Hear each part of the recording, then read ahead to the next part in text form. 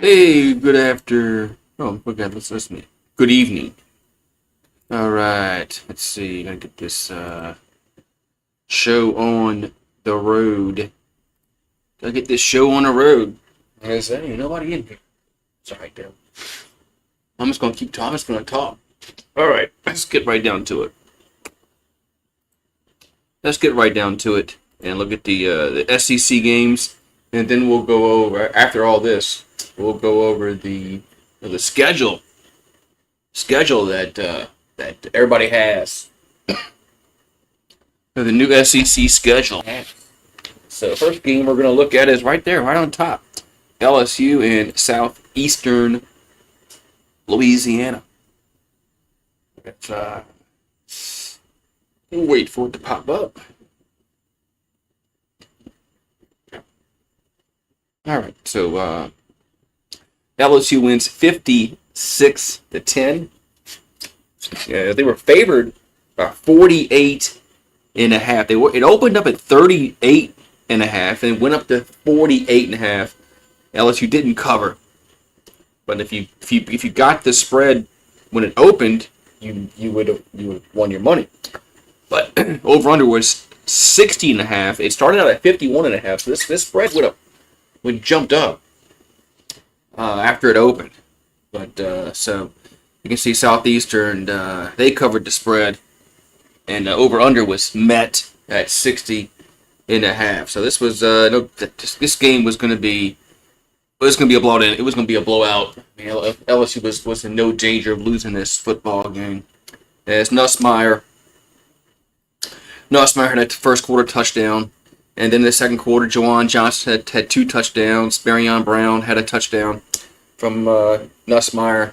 Then Xavion Thomas had a touchdown pass, and it was 35-0 at the break. In the third quarter, Bauer Sharp had a 23-yard touchdown pass from Nussmeier, made it 42-0.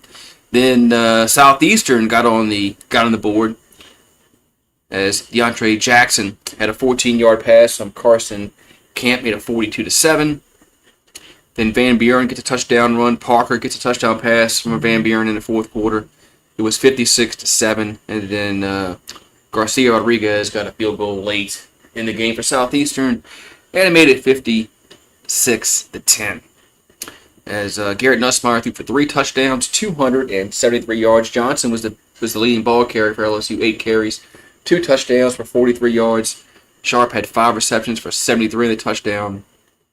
Shanklin had 2 sacks, and Spears had 4 tackles, 4 solo. Over for Southeastern, Camp was 8 for 13 in the touchdown for 87 yards. Smith had 2 carries for 40. Jackson, 3 receptions for 36 yards and a touchdown. Proctor had 2 sacks. And Reno had 14 tackles for the Lions. So not much to go over that game. All right, they got Florida and Miami. As Miami was victorious 26-7. As they go to 4-0, Florida falls to 1-3. As Billy Napier might be his days should be numbered, but should be numbered. Miami was favored by 8.5. They covered that spread. Over/under was 51.5. And that's even looking back, that seemed kind of high because Florida does have a decent defense, and Miami has a good defense.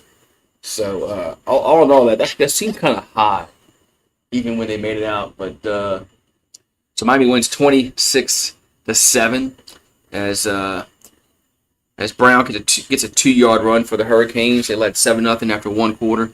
In the second quarter, Carter Davis gets 2 field goals, and Miami led 13-0 at the halftime break. In the third quarter, Ball gets a 7-yard run for the Gators, made it 13-7 Miami. But in the fourth quarter, Miami scores 13 fourth quarter points as Brown gets a 1-yard touchdown run, 2-point conversion failed. Fletcher gets another 1-yard run for Miami, and they win 26-7. As Carson Beck was 17 for 30, 1 interception, 160 yards, so he didn't really have a good day passing. But Florida does have a decent defense. I mean, it's probably better than decent. It's just their offense is just so bad. Fletcher had 24 carries, ran for 116 yards. They had a really good run output. The Hurricanes. Brown had 4 receptions for 53 for Miami. Toure had a sack, and he also had 10 tackles for Miami. We're for Florida. DJ Lagway, 12 for 23, 61 yards. Didn't throw any interceptions, but didn't throw any touchdowns either. So Ball had 12 carries for 46 and the touchdown. Brown had 2 receptions for 22. Woods had a sack, and Castile had 10 tackles for the Gators. But yeah, Florida, they're in some serious trouble. All right, this game. Okay, this next game we're not going to go over too much. Is Arch Manning? Arch Manning did his little, towering over somebody after scoring a touchdown against Sam Houston. Texas wins 55-0 as a rout. Southeastern, as the point spread was 39.5. Texas covered that, and they hit the over/under by themselves with 55 points. So it's got time for all that.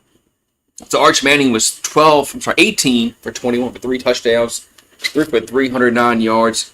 Clark had 13 carries for 62 yards and a touchdown. Wingo 4 receptions for 93, 2 touchdowns. Moore had a sack.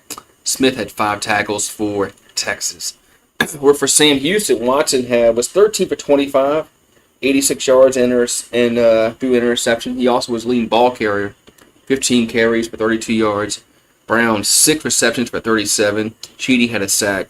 Fish had 8 tackles for the Bearcats. So, all right, SEC game. All right, Oklahoma defeated Auburn 24-17. As Oklahoma was favored by 6.5 points, and they won by 7, so half a point. And then the over/under was 47.5, and that wasn't met. As Sandell gets a field goal for Oklahoma in the first quarter, they led 3-0. Then McPherson gets a field goal for Auburn. It was 3-3 going into the second quarter. In the second quarter, both teams got a touchdown as Santigna gets a 24-yard pass from Mateer, makes it 10-3 Oklahoma. Then Auburn gets a 2-yard pass from Coleman, gets a touchdown pass from Arnold, and it was a 10-10 at the break. 10-10 at the break. In the third quarter, we had a field goal by Oklahoma as Sandell gets a 32-yard field goal, makes it 13-10 Oklahoma. And in the fourth quarter, Sandell gets a 28-yard field goal. Oklahoma led 16-10. Then Auburn comes back for a touchdown run from Simmons, and they led 17-16. So with 4:54 to go, Mateer gets a 9-yard run. They went for 2. They didn't get it. Made it 22-17 Oklahoma. Then they had a safety with 1:06 to go in the game. And that was your final score, 24-17 Oklahoma. Oklahoma is 4-0, 1-0 in the SEC. Auburn's 3-1 and 0-1 in the SEC. It's Mateer had 271 yards passing and a touchdown. Also was the leading ball carrier, 10 carries, 29 yards, and a touchdown for Oklahoma. As I said, Tigna had 9 receptions for 127 yards and a touchdown. Jackson had 2.5 sacks. Lewis had 10 tackles for Oklahoma. All right, so Jackson Arnold, he threw for a touchdown and 220 yards. Cobb, 6 carries for 61. Coleman, 3 receptions for 88. Falk had a sack. And then Atkins had 7 tackles for Auburn. But the big story of the game was Mateer. We didn't know it till, like yesterday, but Mateer is going to have surgery on his thumb, and he's going to be out for several weeks. That's a big blow to Oklahoma. All right, we got Ole Miss and Tulane as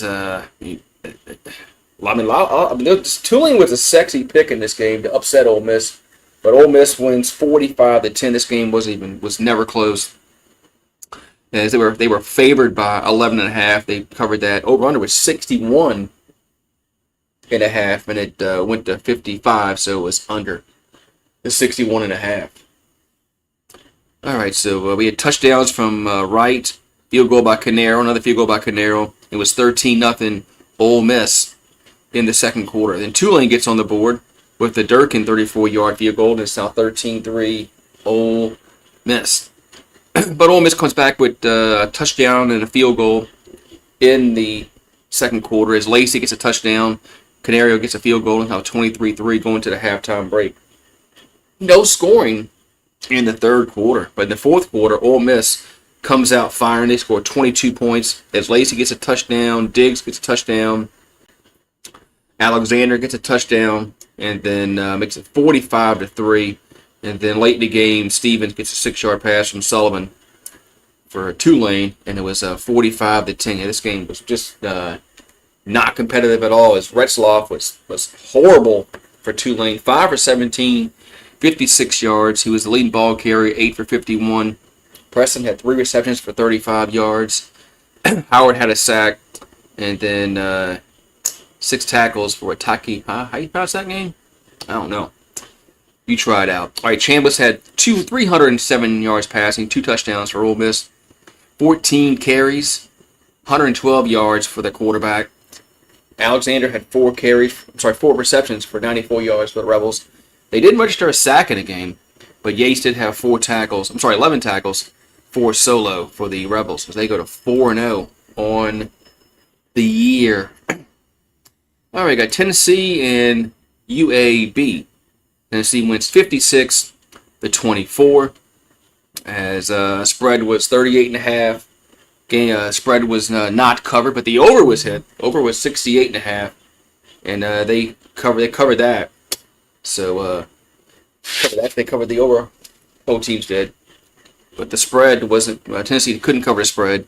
It was 38.5, as Kitna had 364 yards passing for UAB, 2 touchdowns and a pick.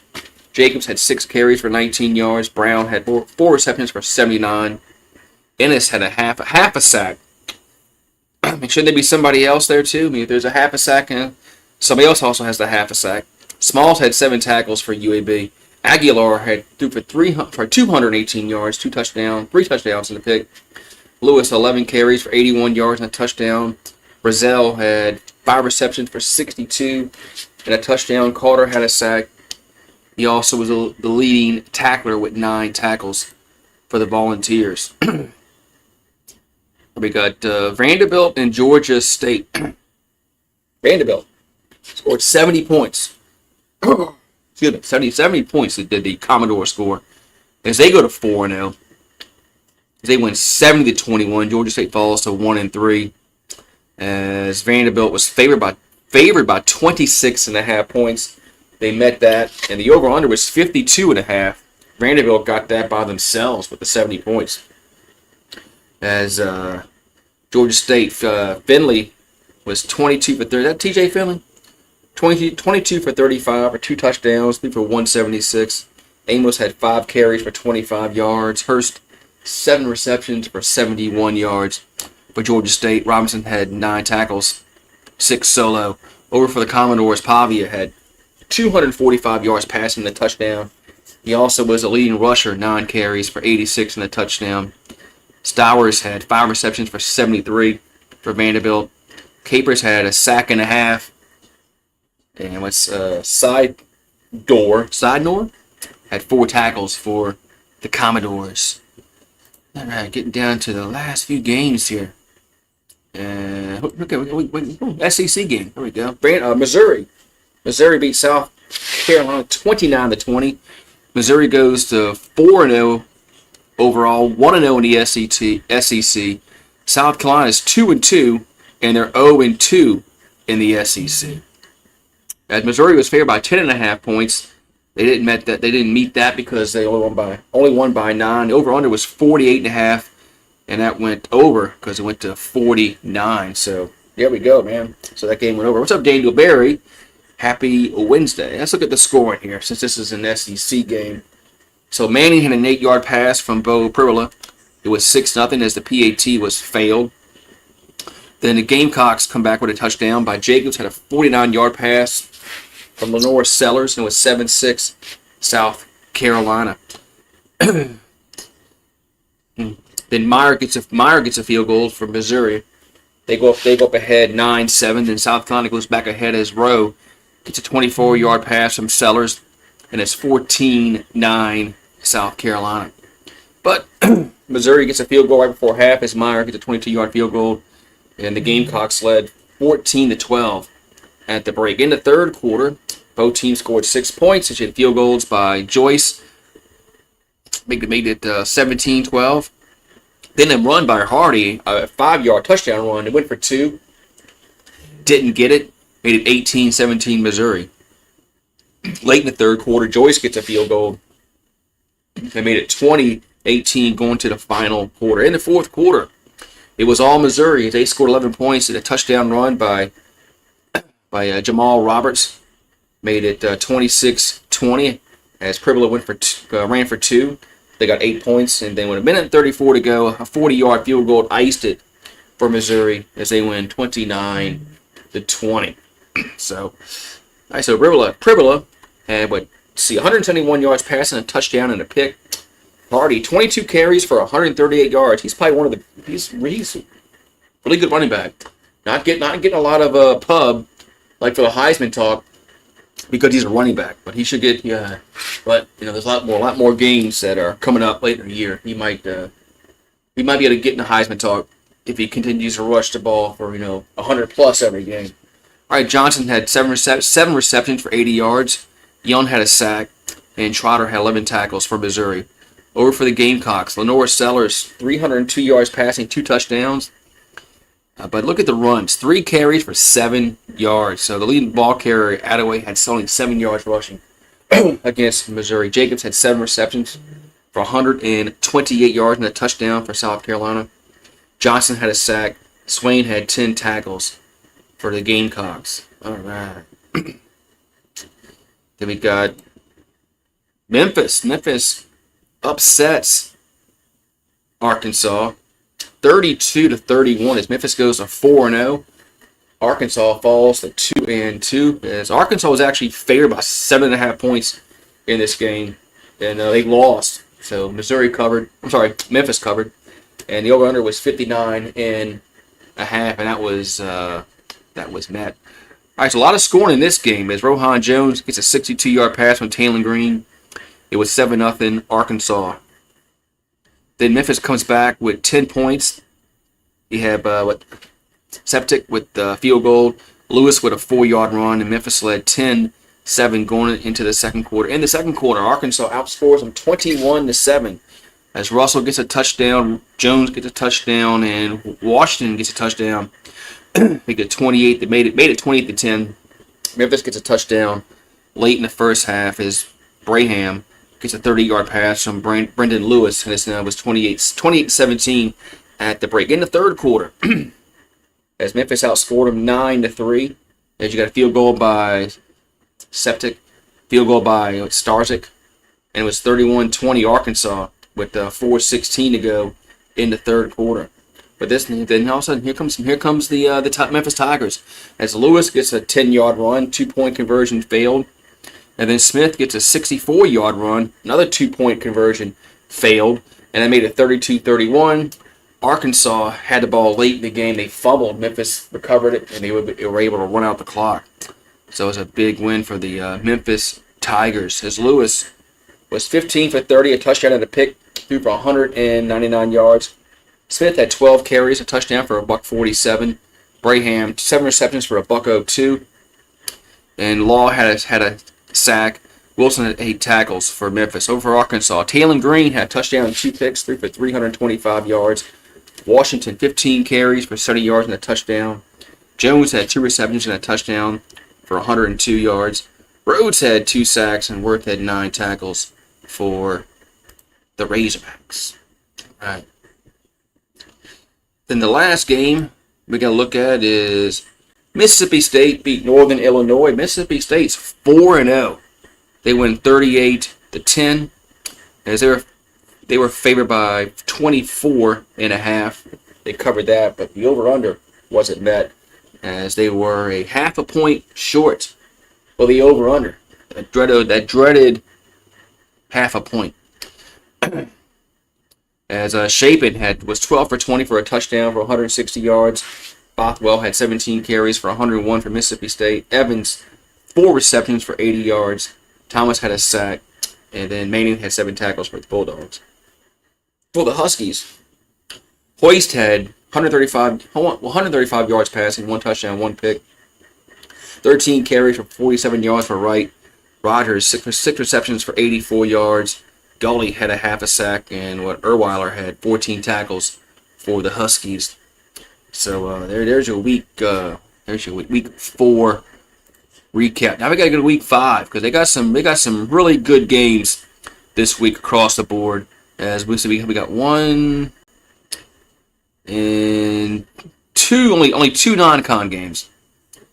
Only two non-con games this week in the SEC. First one we're gonna look at is Notre Dame and Arkansas. Notre Dame is 1-2. Arkansas is 2-2. Arkansas, I think, they're coming a little struggling. As Notre Dame is a 4.5-point favorite in this contest. And the over, man, they got the over 64.5. I don't think the over is going to be hitting this game. I think Notre Dame is going to win this game. We don't have much Arkansas. I mean, they just lost to Memphis. So I think they can. I think Notre Dame's will win this game. All right, let's go look at the next game. We got Vanderbilt and Utah State non-con game. Vanderbilt's 4-0. Utah State's 3-1. Vanderbilt's favored by 22.5. Over/under is 60.5. Vanderbilt should win this game with ease and go to 5-0 on the season. Man, Vanderbilt 5. When's the last time they were 5-0? Man, jeez, like 1950. Man, Commodores. Man. All right, we got LSU and Ole Miss. This is the 2:30 local kick. Both teams are 4-0. LSU's 1-0 in the SEC. Ole Miss is 2-0. And the Ole Miss Rebels are favored by 1.5. Over/under is 55.5 in this contest. So I think this is going to be a really good football game. I think this is going to be a really good football game of both these two teams. I think Vegas has it right when they have like the close game. I don't think either team is going to. I don't think LSU is going to blow Ole Miss out. I mean, I don't have much faith in our run game to blow anybody out. I think Ole Miss can score points. So I think this is going to be a really close game. But Vegas has Ole Miss as a favorite. They're favored by 1.5. It opened LSU 1.5, but now the betting flipped it to Ole Miss. So, but all right, we got Texas A&M and Auburn. Auburn's 3-1, 0-1 in the SEC. A&M is 3-0, and they yet to have a conference game. A&M is 6.5-point favorite at home against Auburn. Over/under is 52.5. Yeah, I like A&M in this game. Texas A&M is playing really, really well. Auburn, and they had a chance last week to beat Oklahoma, but they were unable to get the win on the road. But I like A&M in this game. Man, I don't know about the 6.5. I think Auburn might keep this closer than the 6.5 spread. And, I think they might. All right, let's go. We got next. We got Mississippi State. Man, one of the surprise teams in the SEC. They're 4-0.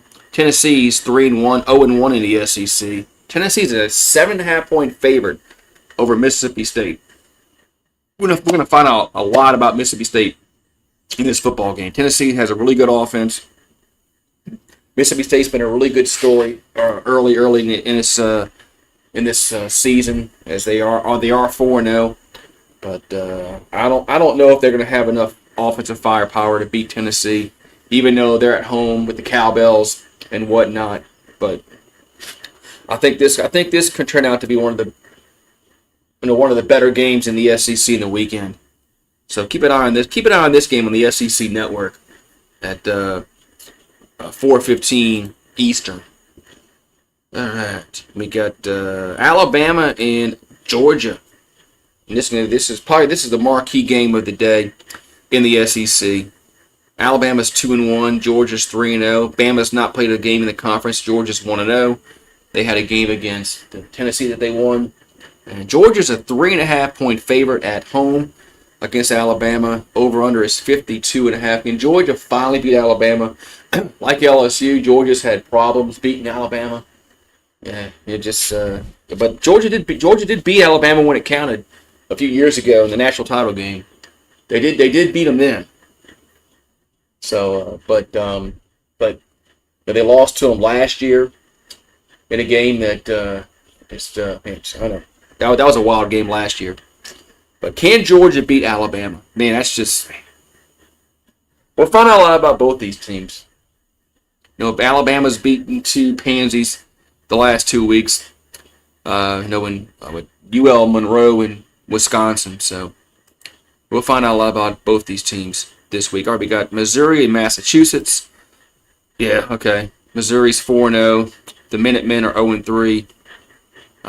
Missouri's favored by 43.5. So this game should be a no-brainer. Missouri. That game's going to be on the U. But yeah, not much to talk about that game. Then you got another SEC game. This is Kentucky and South Carolina. Both these teams need a win. Kentucky's 2-1, 0-1 in the SEC. South Carolina's 2-2, 0-2 in the SEC. As they have South Carolina's a 5.5-point favorite at home against the Wildcats. As you would think South Carolina at home at night can get the win because their crowd's gonna be ready. And then with all the nice pregame that they have with their pregame music, that gets them all pumped up. But you would think South Carolina can win this game at home against Kentucky, but we'll see, man. So man, there it is, man. There's your week roundup and a look ahead to the next week. So we're finally going to get into some conference games, and we're going to get out of these freaking cupcake games. So that's good. And next year one of these games is going to go away, which is really good because they'll have non-conference games. So next year one of these games will go away, and we won't have to deal with all these crappy ass games. I wish they would only play like one of them a year. Like just get one of those cream puff games. Just play one, and everything else should be a big opponent. So that's just my opinion. But that's probably not what's going to happen. But that's it, right, man. So that's it. I'll see you guys next time, man, and we'll see you next time.